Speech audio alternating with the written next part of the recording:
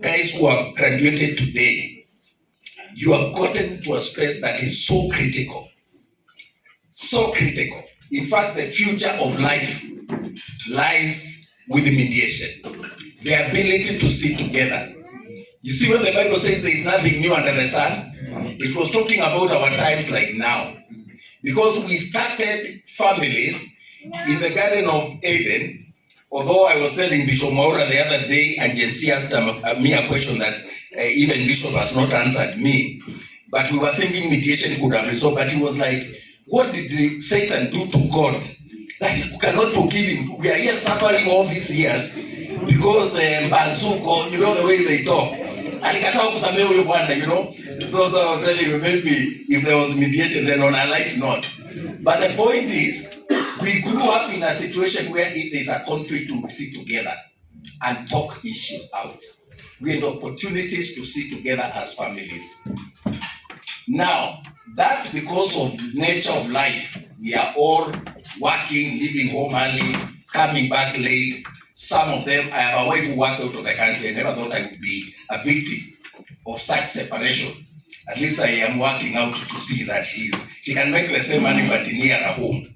But the point is, the challenges of the home being not the way it used to be, where even when we close schools and we would send our children back up country to stay with the grandparents and learn their culture and so on, that is being interfered with. And now with advent of technology, digitization and all these platforms that we have, we stand at risk of normalizing conflict, of normalizing lack of mediation and lack of peacemaking. I always tell musicians and artists, and that's why they call me the moral cop, that what we consume matters. And when you are creating a plot or a scene for a film, make sure if it's a conflict, it ends with a good story. And the good story is people don't end up killing each other in a film. They end up sitting together and reconciling. And here I'm giving you an idea for a film, Bwana Vice Chancellor. I think I need to join your board. That we can make films even about mediation where the story ends in an amicable way. The way they say, let us resolve this thing amicably. They are talking about mediation. There is money in it. And so even for us in MEMA, we can actually enhance our capacities to help artists by joining mediation. I know, of course, we have our directors who are in the legal profession like Director Yvonne, and they will handle the piece that require to go to court.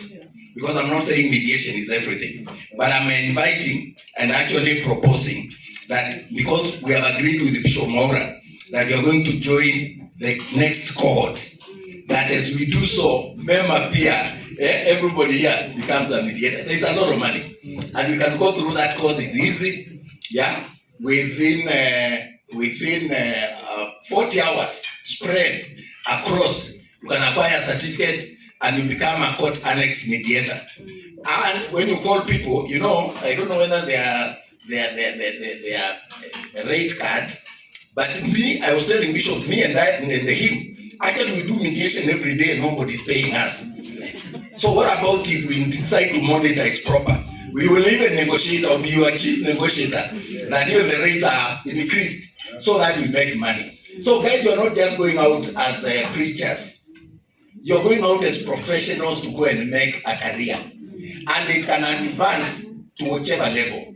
I had the opportunity of serving with the UN Secretary General's Committee on Information when Kofi Annan was the Secretary General.